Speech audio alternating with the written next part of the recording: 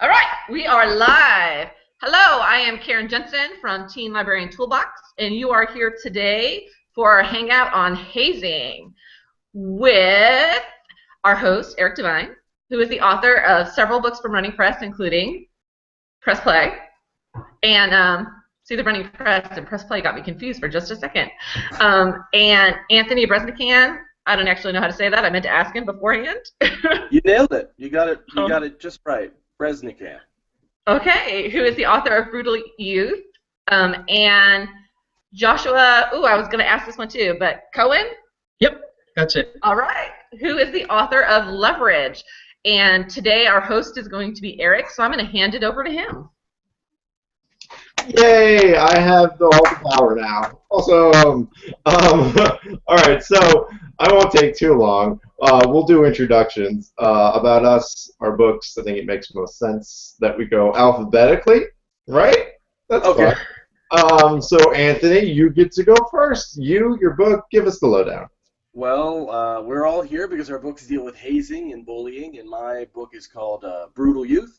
It's I guess my elevator pitch for it, whenever I have to explain it, it's the story of a group of freshmen who attend a crumbling Catholic school, working class school in Western Pennsylvania that has become a dumping ground for delinquents, religious zealots, misfits, and the unlucky. And they are trying to survive in a place where bullying is not just prevalent, but it's actually encouraged as a part of the hazing initiation ritual. So it's a survival story. It's a friendship story. It's a resistance story, and it's just the kind of tale that I really love, which you gentlemen also wrote.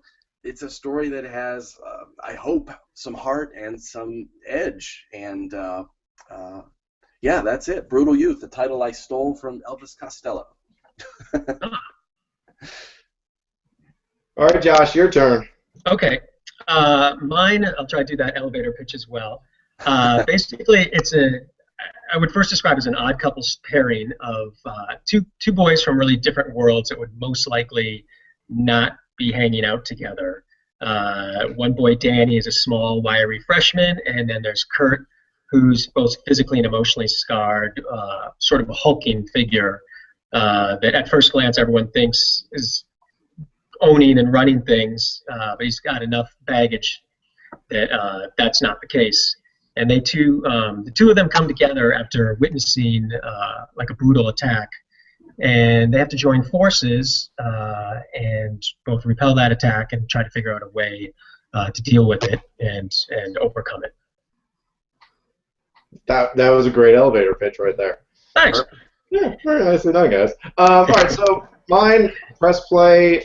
Let's see. You've got a main character, Greg, who, for his documentary, for his film class in the school his senior year, decides he wants to lose weight and make a documentary out of that because he's been bullied his entire, academic career. And through the films that he's made in the past, he's lied and told stories. No one believes him. No one trusts him. So he makes this documentary with his friend as they begin. Oh, they notice in the anti-gym nearby the lacrosse team, and they're hazing. And so he gets it on film.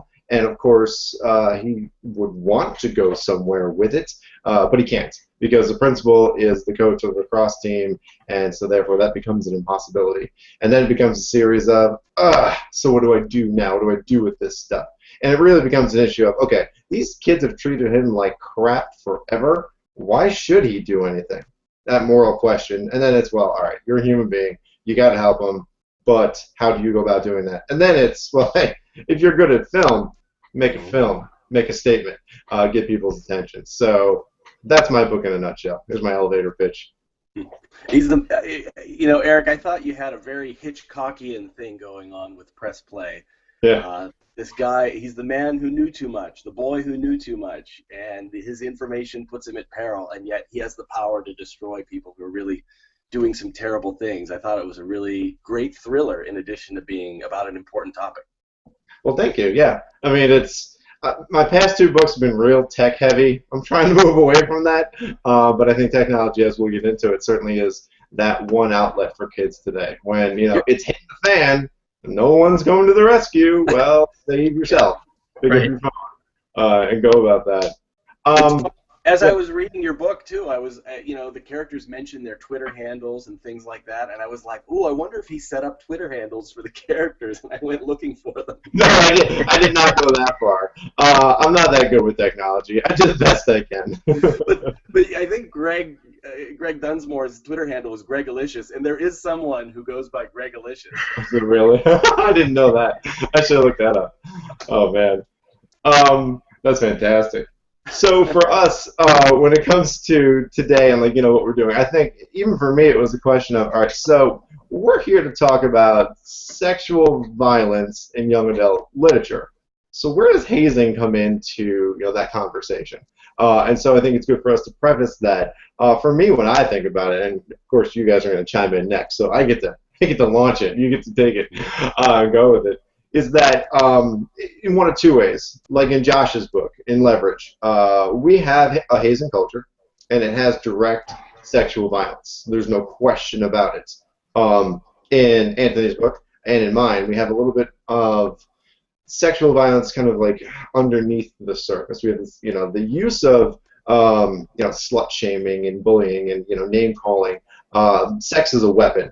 As we see it really in both of them, but just in two different ways. And I think in the larger picture, it's okay.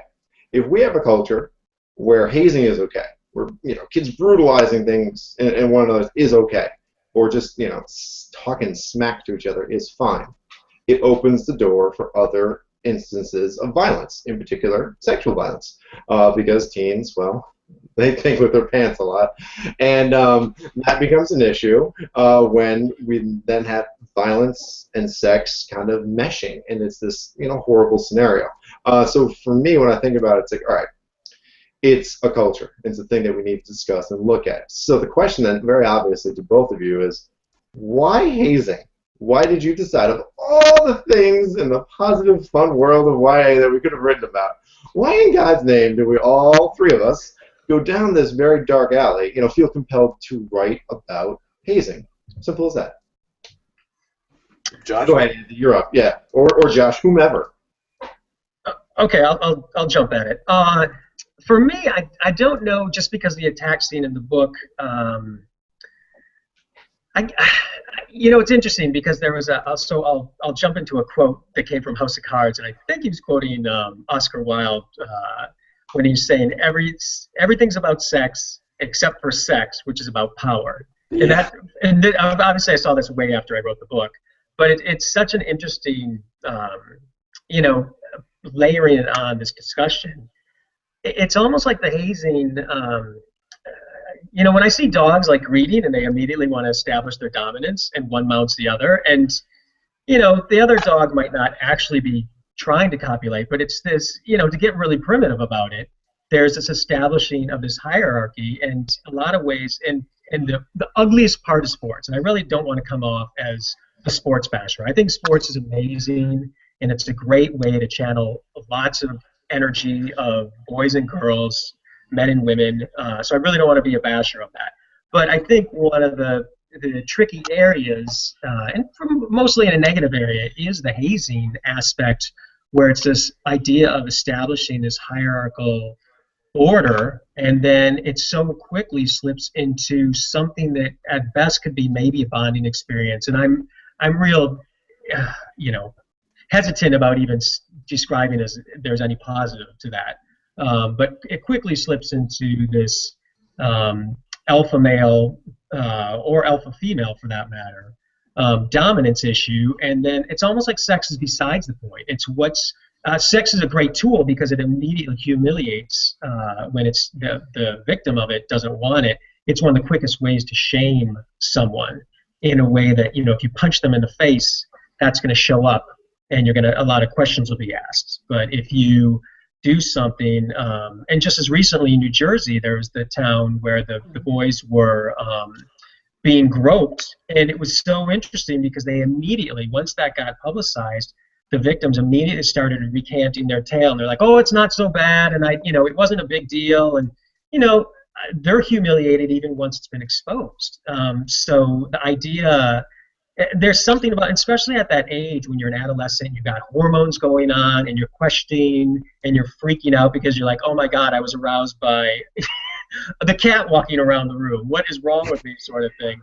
And I'm sure what's wrong with you in that case. yeah, well, for lack of a better example to come up immediately, but the idea is that as Eddie Murphy said, when the wind blows, things get hard, and I'll keep it a PG.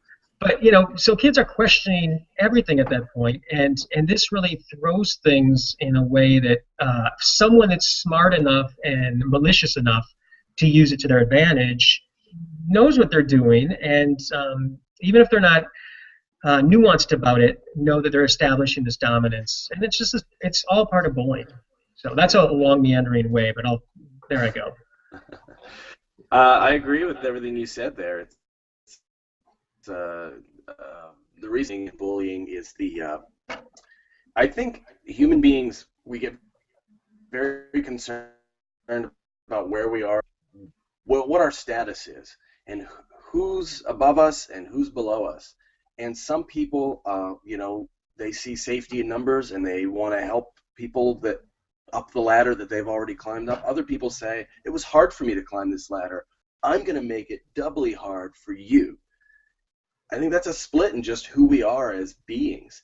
And so hazing to me is the reaction that people have once they've attained something, even if it's just surviving, that their way of making it harder for anyone to nip at their heels. And sex, at any age, is something that's another big part of just who we are as human beings, and it can be used as a weapon. So in my book, we have the three main characters. A kid named Davidak who's he'd be great pals with Danny from Leverage and Greg from Press Play, because he means well, but he kind of wants to just not rock the boat. And he has a friend named Noah Stein who is eager to fight any injustice. He'll just take on anybody who does him wrong.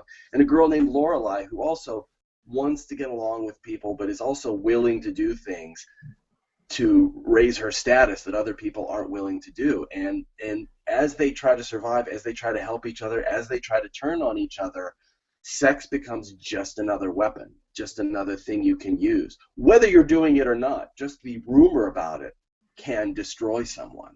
And I just tried to capture what that was. And in real life, I went to a school that was not that different from the one that I depict in Brutal Youth. And one of the most revolting things I remember from our hazing experience didn't even affect me personally. It was riding the school bus, and the older kids in the back, the boys, made the freshman girls participate in a beauty contest where they had to sort of stand up and walk up and down the aisle. And they were judged and they were mocked if there was any kind of flaw. And of course, teenage girls, nobody is more confident in their body image than a teenage girl. So they took that very well. And then they would name a winner. And it was just an ugly, ugly spectacle. And there's sexuality involved in that. There's, shaming and disgrace and also harassment. So, I think it's, like I said, just another weapon when you feel desperate enough to want to crush somebody out of fear that they may get to where you are. Yeah, I mean it's the abuse of power, as you guys both said, and I think that's the definition of everything. I think you're right. Josh, when you talked about being like anti-sports, I tend to write just sports stuff. I mean, tap out sport, and we got press play, we got cross in the background, but I use it as a microcosm. Talk about the larger issues in society. That's just, I don't know, that's how I approach things. And because I'm a teacher and because I've been around teenagers forever, it seems, there's the one thing that has never escaped the scene, and that's kids being terrible to each other.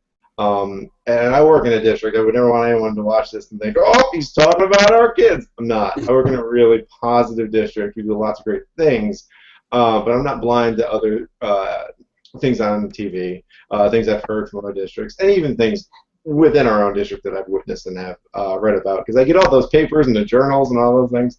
So for me, it's, I played sport, I played football, I played track. In football, we were terrible to each other, flat out awful. I have done awful things to people, they have done awful things to me.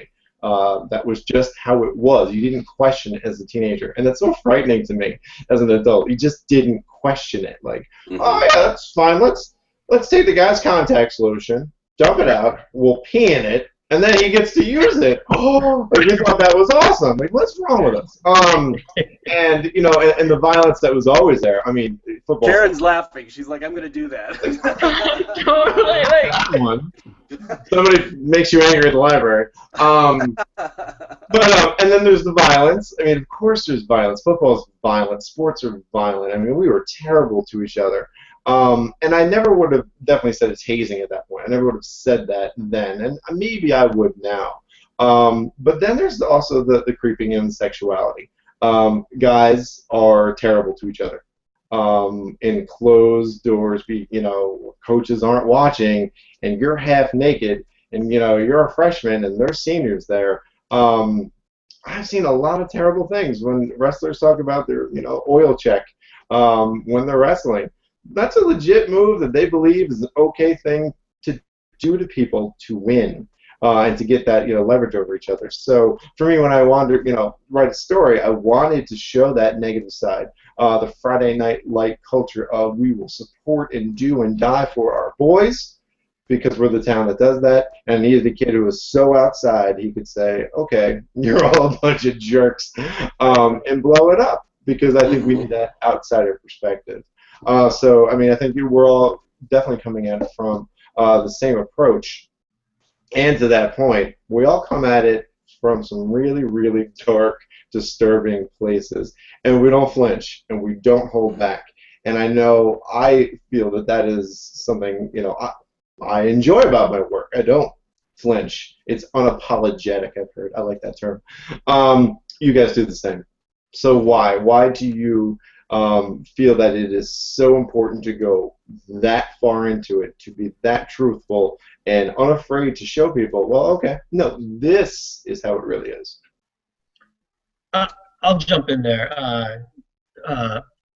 One thing that's interesting, well, and you guys can probably relate to this or not, so I'm curious about this, but I get a lot of pushback both from my agents and the publisher about this very subject. And it's that because it's YA, it's not adult. Where adult, everything goes. And but having said that, I think as a writer, if you're trying to do YA, you do have a responsibility to be unflinching, and yet not gratuitous. And it's hard to walk that line. And having said that, I don't clearly, some people, based on some of the reviews of my book, think I crossed the line. And not just a little bit, but flagrantly. And from my point of view, unflinching, going back to, Greg saying is, kids at this age, probably by age 12, they probably survived, your average school day or your average week in school, they've seen things or witnessed things or suffered things that, the adult, once they're 30 in the corporate world, especially in the corporate world where everything's, HR, check this off, and you're in your cubicle safe, and you can't even imagine someone coming up. I mean, imagine if you're 35 in your cubicle, someone's coming up and cuffing you in the head or peeing in your coffee cup because they think it's hilarious. I mean, yeah. We forget at a certain age, like, oh my God, these kids we had to go through this all the time, and it's just it's astounding. But going back to my point is that kids have seen this. So what adults are up in arms about, what they consider graphic. A lot of times, their own kids would be laughing at them like, are you kidding me? I've seen this and 10 times worse.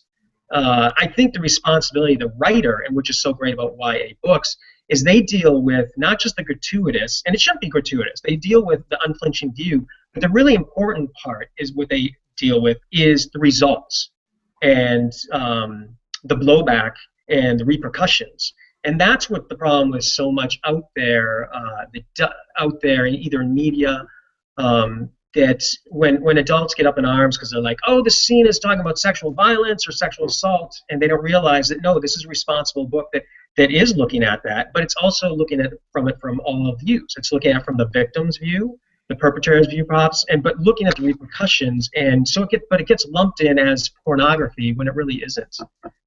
That's my take on it. But there's a real interesting writer aspect about not showing too much and suggesting. And I feel like my book, for people that have said, oh, it's really gratuitous, if you go back to the assault scene and really look at, so much is suggested as opposed to actually spelled out. And I think as a YA writer, that is your responsibility to do it correctly. And actually, I saw that, in Greg's book as well. And Anthony, you're talking about it, but you're not talking about the gritty details. It's horrifying in its own right, and it's actually better that way because it lets the reader's brain do the work and probably make it 10 times worse than it would be if you really tried to spell it out. Yeah. So. I got. Hold on one second. You mentioned right there. You said something about pornography, and every couple of years, Speak by Laurie Halse Anderson gets challenged at some school as being pornography. We got to remove this because it's pornography, which is so disturbing because it's like, if you think it's pornography, you might want to get counseling because I'm a little bit worried. Yeah, that does it for you. Then maybe you need to see a doctor. So, but just like Joshua and the cat. Right. But the thing about it is going back to what Joshua just said, statistically we know that by the time that they reach the age of 18, 1 out of 3 girls and 1 out of 5 boys will have some type of experience with sexual violence, whether it be something that happens to them in the locker room or in their homes or, just walking down the streets or something like that. Usually someone that they know, they go to school with, they're dating or something like that. So that's why books like the ones that you guys have written are so important because yes, adults think, well, I want to protect the kids, but the kids are living these lives. And sometimes you could say we're not protecting the kids, we're harming them because we're not giving them the information that they need to deal with real life. We're not being straight with them, and that's all they want. Right. Just talk to me like we exist in the same plane and I'm not some little fantasy creation. I think adults have this fantasy of childhood and adolescence that we use as our own little protective sphere. Like, well, if you're a kid, things can't be that bad. I mean, you don't have bills to pay, you don't have these responsibilities. Whatever problems you have are fixable problems. And that's not always the case. The problems you have as a kid are the ones that sort of steer you and direct you for the rest of your life. Things can happen to you at that age that change who you are just by a little degree. And then suddenly you end up in a different place as an adult. When Brutal Youth first came out in the summer, I heard a little blowback from adults who I'm going to give them the benefit of the doubt that they mean well, that they were upset by some of the things in the book. I mean, there's a lot of cruelty in the book. The book is about why people are cruel to each other when they don't have to be. And there's a character named Hannah who is a senior, and she has managed to protect herself. She had a horrible rumor, one of these slut-shaming rumors, that dogged her, that just she couldn't escape, and she has this horrible nickname. And of all the language in the book, her nickname is the one I just can't bring myself to even say. I didn't like to type it. I don't like to think about it. And I was thinking after it came out, maybe I should have dialed that back. Maybe I should have made her name, the nickname that she had to hear in the halls every day, less profane, less obscene, but then it wouldn't have motivated her to do what she does to protect herself. And I sort of had this internal push and pull, but yes, maybe it would have made the book a little more accessible to younger readers, or maybe certain adults wouldn't object to it. Then I went to Comic-Con and I participated in an anti-bullying panel. And a girl gets up, and I believe she was in 7th grade, so that would be about 12 or 13 years old.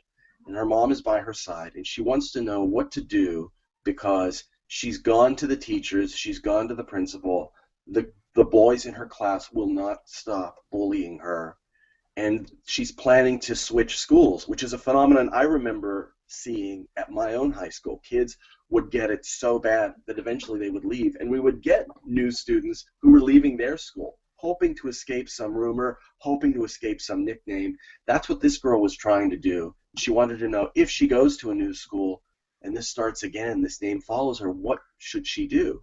So we were all offering our advice, and then afterward we ended up having this little conversation with her, and I talked to her and her mom, and I asked the mom, I'm like, what is it that they do? Is it physical? Is it verbal?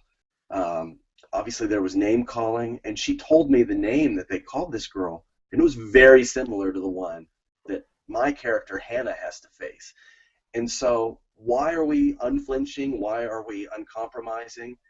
We have to be uncompromising as storytellers because that girl has to be uncompromising. If she has to face it, we should, and the adults should too.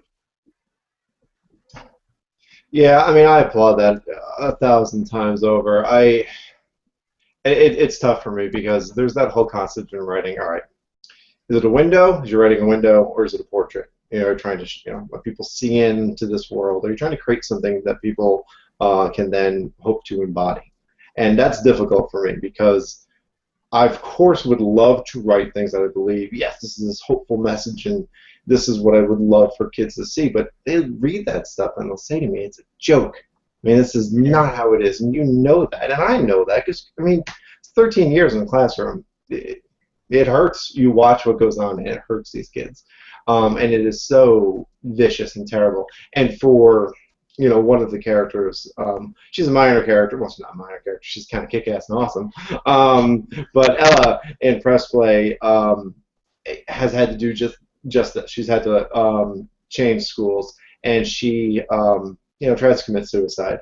And that is this. Which is sorry to interrupt, but that's the ultimate escape when you're like, they definitely won't follow me if I do this. I was very moved by that part of her story. Yeah, it was one of those where I'm like, I could write an entire novel about Ella. Mm-hmm. I think I could easily, render her story, but I think it would be so painful. I think, in that culture in the school where she's in, guys get to do what they want to do. You got to deal with it. That's your problem. And girls who are attached to them have that privilege. It's always been my issue. Why I, have no issue going there is because I see it all the time. It's what kids do. They're brutal to one another. And that privilege that a lot of jocks are given is something that disturbs me to no end. And it's not just jocks. There's a lot of privilege that goes on in schools and in society at large. And so going there and exposing all those terrible, terrible nuances. I mean, for those of you who haven't read press play, you're going to witness some kid eating feces. See, I didn't swear. That's really tough, but it's also true. It's happened. Even though I don't know it has happened, it's happened. There's no doubt in my mind. And so anything that I write, I never feel like, well, I've gone too far here. No, I haven't. Because if I'm the window for writing and I'm showing you a world, I have to be honest. And this stuff truly goes on all the time, nonstop, in the hallways, in the locker rooms, and it just becomes this accepted thing. And that's the part that I think disturbs me the most, is where it just becomes, so pervasive, like, whatever, yeah, let's call everybody sluts. It's cool. Yeah. I mean, I cannot tell you, the kids who actually like each other walk around and say, hey, slut bag, and they're like, oh my God, just stop. And they like each other, they're friends, but it's the language that, seeps in and then defines everything. And then we find ourselves in very difficult situations where someone uses that then as a weapon. Kids are very sensitive to language. And so, yeah, being open and honest and telling the truth is ultimately what matters. It's funny. I have. Can I just? Oh, sorry. Just a quick follow-up question. Did either of you get? Anthony, you mentioned a little bit from the parents. Did you either get pushback? Have you and Greg, especially Ryan, you've done 3 of them now, from publisher or editors or your agent about where you're going? Did they ever say, tone it down? I know what you're saying, but it's funny because if you've read my books, you realize, wow, holy crap, I've gone farther than that. I've actually had to dial it back. And so both my editor and agent are like, so these lines that we shouldn't cross, you have to cross them, huh? That was like 10 miles back. Yeah, I'm like, that's nothing. You have no idea what's in here. And because of course, I'm a figure in a public school, and I, deal with kids, and parents read my books, and then they're like, oh, so that guy's your teacher. it becomes an issue when they're like, that separation of author versus work. Like, I'm not saying hurt people and go ahead and haze one another. I'm saying this occurs, and I'm okay with exposing it because that's my job, as I see it as a YA author. But people get very, very up in arms about that. I just did a little like author event, local author event at the library here in my hometown, and a couple of people came up and said, well, what age would this book be, your book, be appropriate for? And, I would say 14 is usually a pretty good benchmark, but it's not like you're going to read my book or Josh's book, Leverage, or Eric's book, Press Play. You're going to read it and say, I'm going to do the things that are in this book. It's not like there's danger in somebody emulating the savagery or the heartbreak that we depict in our sort of tragic narratives, because we're clearly showing what's right and what's wrong. At the very least, I think the worst that you could expect from a kid who reads one of our books is maybe they learn a few more colorful curse words. But really what they're going to do is read it and say, I'm going to think about how I treat other people because I wouldn't want to be treated this way myself. Yeah, and some of the best things for me have been, it's weird. I have kids read my books for independent reading, and then they write essays about them. I'm like, oh, God. I get so nervous. But you see right in front of you, they're not, kissing up. They get it. The world is a brutal place, and this guy sitting over there at the desk just wrote about it, and I read it, and I get it, and he gets me, and that really opens the door for conversation. And so, if for nothing else, books that do what ours do open up conversation. And we'll have kids asking, I was just in Harlem. It was the craziest thing. I felt so bad for these kids. Not because I was in Harlem, but we're in Harlem, and the assistant principal was there. She's also the athletic director. And she wanted these two football players to talk about, do we have hazing in our athletic program? And, what kid on the spot is going to say yes? Right. It's not going to happen, period. And I couldn't believe that she wasn't recognizing that fact because she kept pushing it. So they were both finally like, no, there's no hazing whatsoever. And then I looked at them and said, so is there no hazing, or are you just so comfortable with it that you accept it for something else? Interesting. Nothing. They didn't say a word. And I was like, yep, nailed it on the head. You guys are probably doing terrible things. But they were unwilling to have that conversation then. But if they read and they talk to each other, or they talk to a coach, or they talk to somebody, then maybe they can have that conversation. And maybe they'll go back and talk to the principal. I don't know. But I think that's the point of our books, is to open that dialogue. But I think adults are part of the problem that kids face. That's really my next question. Because we all have novels with adults who, my God, they're kind of like the villains because they allow for this stuff. So what are we saying about adults then? Well, in my case, I grew up really with a mistrust of authority. I think it's easy to say parents always have the best interest of their kids at heart, or the teachers are always as well-meaning as guys like you are, Eric, or that you can trust your priest, at the very least. You can count on that guy. Your principal. A lot of times, these are human beings too, and they're just as flawed as anybody else, and they have their own resentments and their own unhappiness and their own blind spots. And even if they do mean well, sometimes the way of going about it is wrong. And so, as a kid, probably the last resort would be running to an adult for me to solve a problem. At the very least, you're ashamed that there is a problem that you can't handle on your own, and it's hard to ask for help. And then you don't always have receptive people who are open-minded about that. And in my book, there's nothing in my book that you can't find doing a Google News search about bullying.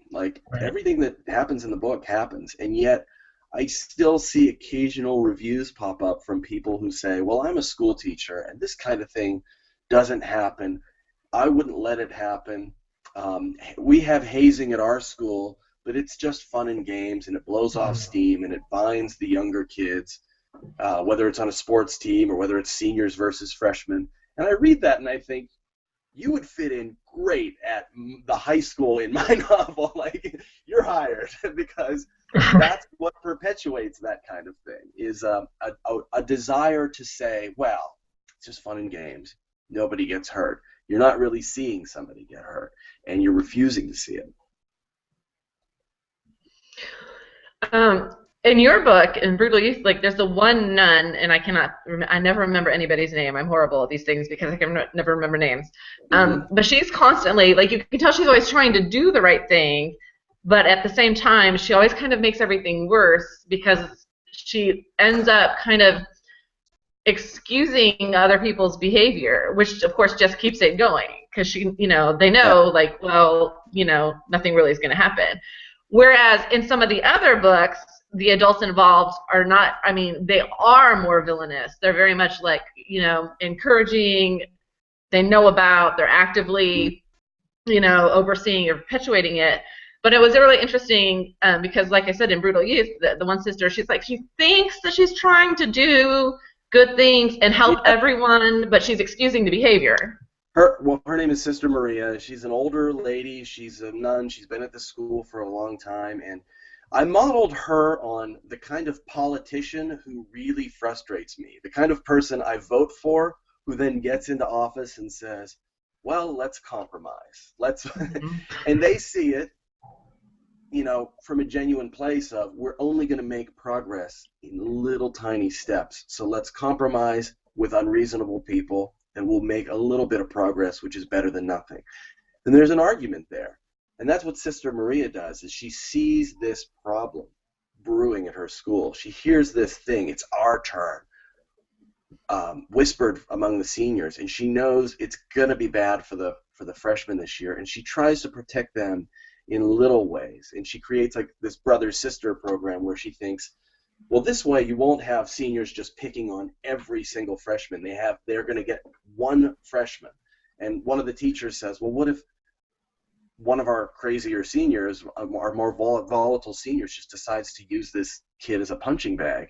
And her response is, well, then he'll only have one punching bag at least. And like, to me, that's a tragic, I think it's kind of a darkly funny line too, but that's sort of like a tragic calculus that I think a lot of leaders make, whether you're a general or a president or the principal at a little school.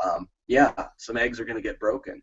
And in her case, she frustrates readers, I think, because she is so mealy, she is so wishy-washy, she's trying to make it work, she knows right from wrong. And one of my favorite scenes is when she finally flips over to the good side and decides to actually do something to protect the student, and that involves vandalizing a bathroom to cover up something else that's happened. I just couldn't wait to write that scene. I just love the idea of a very stuffy old nun deciding to break bad and actually end up doing the right thing by stepping out of line. I like the fact that she was trying to pick the right slang and curse words to spray paint on the wall too. That was great. Yeah, she's trying, a kid is, something terrible has happened to a kid, and she's worried that that this incident is gonna become just another thing that people can use to shame him. So she says he's missing from the school because he's been expelled for vandalism, and she, spray paints on the walls, vile curse words, but she's not really sure what to spray. What would an angry 14-year-old or 15-year-old boy spray? So that was a lot of fun to imagine. I couldn't wait to write it. So for Josh, what about you? Your adults. Well, I can't remember the coach's name. Oh, that's all right. It's terrible. In fact, don't put me on the spot. Speaking of names, let me just get this out. I apologize. I called you Greg earlier. That's because your character was in my head as I was talking. Okay. Oh, that's fine. So sorry.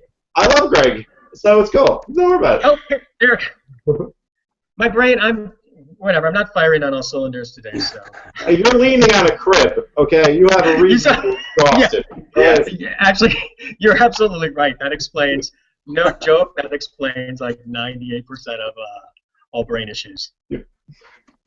But getting back to the adults, in my story, my quick explanation is that at that age, you can be surrounded by the most well-intentioned and good people and good adults, and not dysfunctional parents, and really functional parents that are positive and supportive. But at that age, walking the halls of your school, that doesn't mean anything. That all disappears when you're up against some guy that's going to slam you into the lockers, or you have to face him in the locker room later, and it's just you and him, or a group of kids, or you're going through hazing, or the girl that you like is mocking you behind your back, and you find out all that. The best parents in the world, that goes away. And as an adult, you see it different, obviously. But for kids reading it, I think it speaks to them that adults, even adults that might not be from the outside that villainous, going back to what Anthony was saying, you have sort of these turning a blind eye, but they're not necessarily that bad of their own deeds. But to a teenager suffering, to that person, seeing the adult turning the blind eye, it becomes they're monsters in their own right by the fact that they're just neglecting them. And I think I was trying to get at that a little bit. And so some of the adults might not test, well, as far as, I could see there's some criticism, probably legitimate criticism. Some of the adults come off a little too evil. But again, it's from the perspective of a teenager going through all this. That's what they're seeing. That's their viewpoint of the adult. It's not necessarily a third-person overarching camera lens looking at them. So. Yeah, I had definitely those same comments in early versions of Press Play, where I've got the principal / coach coming off as like Dr. Evil himself, because he was very aware of it, completely cool with it, actually wanted it to happen, and I think some coaches are like that. And it's not just limited to sport coaches, teachers, parents, religious group leaders. They want people to stay in line. Conformity is kind of the rule of the game. And this is how the world works, and I'm going to teach you, and it's okay. And if you've got to step on people, that's how the world gets done. I mean, look at corporate America. Are you kidding me? This is how we ascend the ladder. I'm going to step on the person beneath me. So, I mean, it's really when adults get upset, like, oh my God, you painted these adults as bad people. Well, no kidding. There are terrible adults out there. The things my football coaches used to say to us, oh my God. They were astounding, just in their brutality, their awfulness. I mean, and to talk, take it to that, sexual level, especially in sport, you're always made fun of for, being a girl, or the other word that you would use that is used for cat, starts with a T. They would say that a lot to us, and so it becomes very misogynistic society. And then you have kids who are teenagers and trying to then kind of use that as their foundation in the rest of the school, their world, their life. And they don't understand that it's not okay to talk about girls that way. And when you're in the classroom, to not say not say the thing that your coach said. I was really close. Your coach said about girls when you're in the classroom. That's not how you, manage to have a relationship.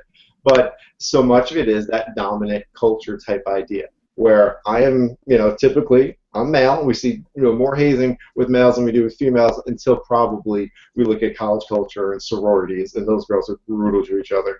There's a whole other level of nastiness. But this is where guys are learning how to be men. And so I think when we, consider the pervasive culture of hazing and violence and bullying, they're not getting it just from each other. They are getting it from figures above them. And even good people who are well-intentioned, who crack a joke on the side, it's a little sarcastic or whatever, like, haha, nudge, you don't want to be like her, do you? That speaks volumes. Yeah. And I see that kind of stuff all the time. It's not always the overt, it's that kind of covert sense of, okay, this is the code of the world. And so, yes, we're playing a sport, but it's going to work for you out there, which then lends itself to guys who are in situations that they do stupid stuff over and over and over again, because that stupid stuff is allowed in their sport or in whatever culture they're in that supports that thing. I mean, I've talked to parents, fathers, who I'm like, you really said that to your son? Like, that's okay? You believe that's okay? Or you said that to your daughter? That's all you expect of her? So it's not a misstep for us to to put adults under that light because they exist this way, unfortunately. At least, time and again, unfortunately.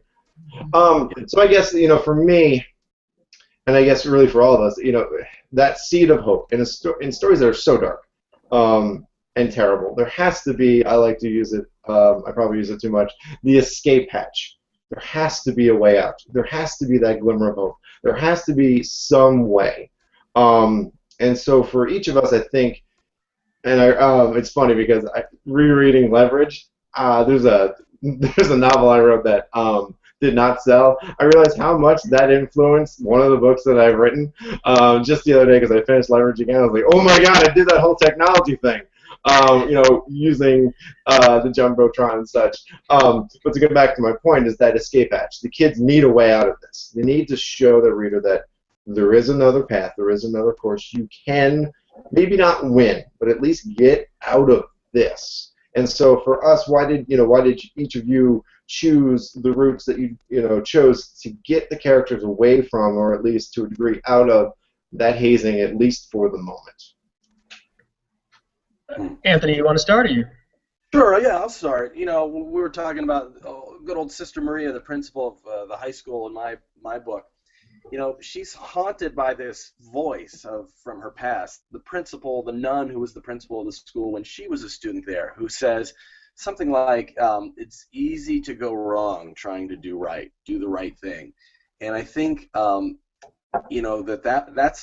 one of the themes that begins the book is even if you're trying to do the right thing, you can end up hurting people or doing it in the wrong way or in a way that's not helpful.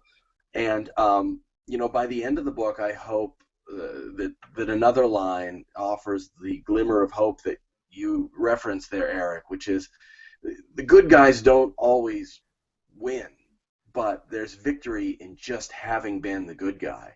And I didn't want to tell a story where you stand up to the bullies and they wither away, because that's not reality, and that's not what kids out there really face, or adults who face hazing or condescension or hostility in the workplace or in life. You stand up to a bully, you get your ass kicked sometimes, more often than not. And that, when we teach kids, it's good to teach them to stand up for themselves, but when we say stand up for yourself and everything is going to be aces and rainbows after that, everything is going to be what's behind Eric in that image right now, green hills and blue skies and rainbows. We set them up for massive disappointment, and they say, well, I'm not going to stand up next time because I just got pulverized. Or there were kids making fun of somebody else on the bus, and I told them to stop. Now they're making fun of me. That's what happens. And we need to see that when you stick your neck out for somebody, sometimes your head rolls, and that's painful and it hurts, but there's value in that. There's victory in that. There was a kid who used to get picked on a lot on my school bus, and he was a sophomore, and I was a freshman, so I was so grateful when he would get on the bus because they would target him, and that meant they wouldn't target me. And he eventually left our school, but when I think back, if I could give myself a piece of advice as a 38-year-old talking to a 14-year-old, I would urge myself to stand up for that kid, even if I got my ass kicked, even if I became the one that they mocked relentlessly. Because instead I sat quietly and was just happy it wasn't me. And 20 years later, I'm ashamed of that, and I wish I had done better. I wish I'd been a braver kid. And bravery sometimes means you get hurt. But to me, that's also hopeful. Following up on that, yeah, it's really interesting what you just said, especially about your older adult self looking back and talking, having these chats with yourself at that age and wishing you could change things. And I think my guess is that probably informs all of us, although I would think that informs most adults looking back. There's no perfect people out there, and we've all done probably things just simply to survive. That, especially in the high school years, that you look now from a different perspective, you're ashamed of. You're like, why didn't I? And I've been on a panel with some well-known authors, and they told very similar, totally different anecdotes, but had the same results. They wish they could have gone back and done this different thing to make that change. The one thing I was just going to add is I think that escape hatch that Eric was talking about, I found it interesting that all three of our stories have this very sort of cathartic, and I won't do a spoiler, but the very cathartic announcement. Well, I'll keep it ambiguous, but it's vocalized in a very large way. And I think that speaks to almost everyone, but certainly kids, because I think a lot of kids feel voiceless, and teens feel voiceless. And so I don't, whether it's subconscious or not, this idea that the escape hatch in our stories were these teens being able to finally,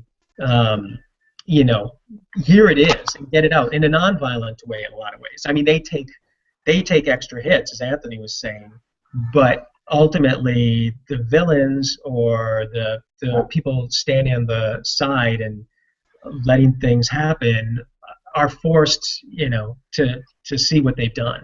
Mm-hmm. And I think that feels good to the reader, that that idea that they finally get a voice and are able to speak out against it. Mm-hmm.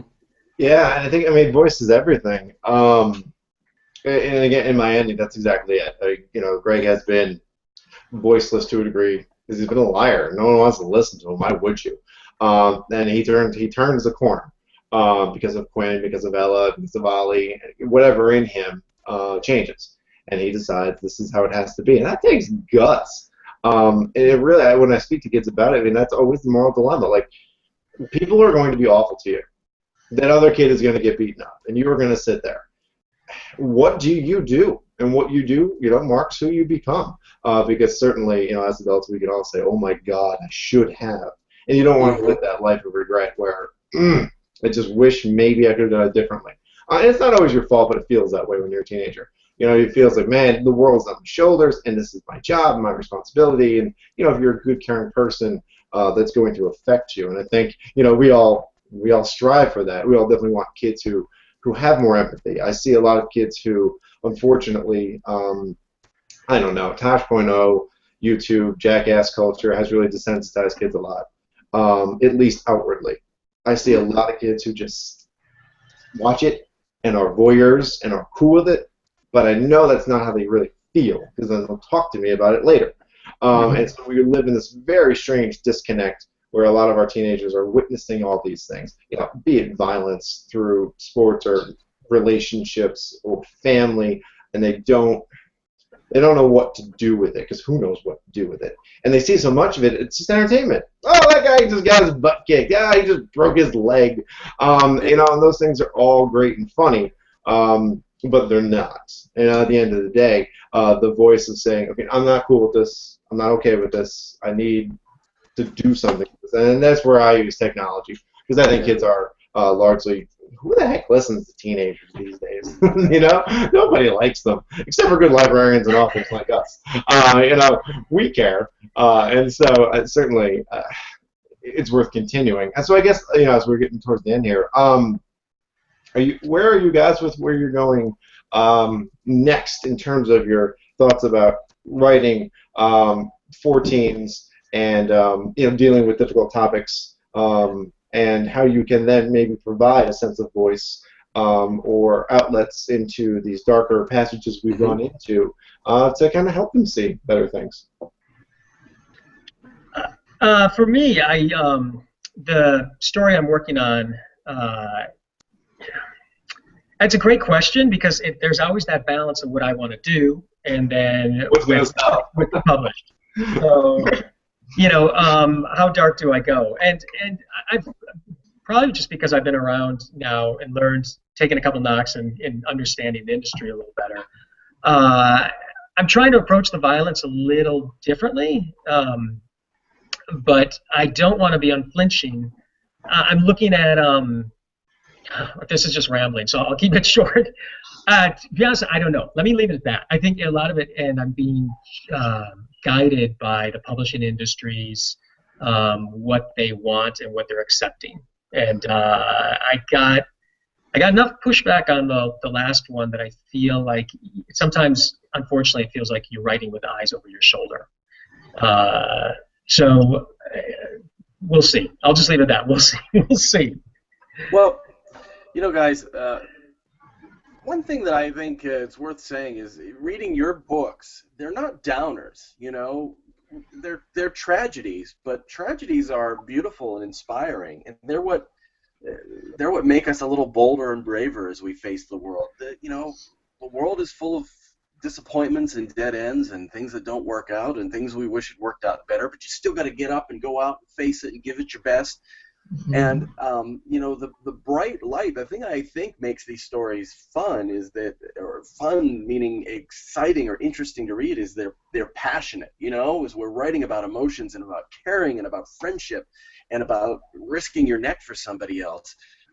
You know, I mentioned Hitchcock as being somebody who came to mind when I read Press Play, but I thought of a great film from, I think it's the late 50s, called The Defiant Ones, when I read Leverage, which is Sidney Poitier and Tony Curtis, a white prisoner and a black prisoner who are chained together. And you don't have the racial element necessarily in Leverage, but you have the big football player with a kind of dark past and the tiny little gymnast character who team up. Those are exciting stories, and there's much to be pulled out of them if you're a young reader.